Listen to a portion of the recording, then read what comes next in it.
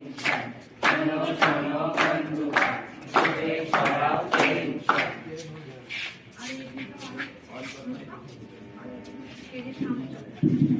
গেছে পরীক্ষা পরিচর্যা।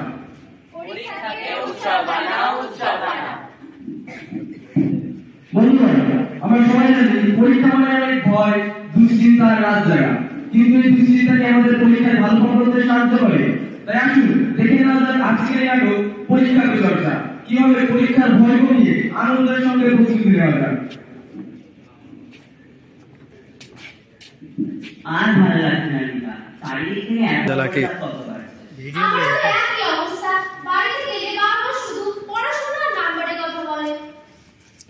কি রে, তোরা এত দুশ্চিন্তায় আছিস কেন? পরীক্ষাটা কি যুদ্ধ নাকি? না, বাবা মা তো সারাক্ষণ মাথার উপর চাপ দিয়েই যাচ্ছে যে পরীক্ষায় পাস না করতে পারলে জীবনে নাকি কিছুই করতে পারবো না। শোন, গত বছর প্রধানমন্ত্রী পরীক্ষা পরিচর্যা উৎসবে মোদিজি নিজে বলেছেন পরীক্ষাকে উৎসব হিসেবে দেখো। এই স্যার আসছেন। তোমরা দুশ্চিন্তা করছো না, পরীক্ষার সময় টেনশন না করে বরং পরিকল্পনা করে পড়তে হবে। কিন্তু স্যার, পরিকল্পনা করবো কিভাবে? প্রতিদিন সময় ভাগ করে পড়ো, সঙ্গে শরীর চর্চার বিশ্রাম নাও, আর মন থেকে টেনশন ছেড়ে ফেলো। সঙ্গে পরীক্ষাকে ভয় না পেয়ে বরং চ্যালেঞ্জ হিসাবে রাখো। অলোক, এই তোমার মা এসেছে।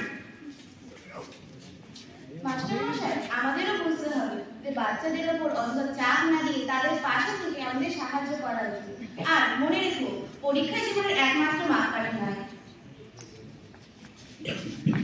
চলো বন্ধু, পরীক্ষা কি করে আমরা হারাবো ভয়কে, মনের জোরে এগিয়ে যাবো, আত্মবিশ্বাসে অটল থাকবো।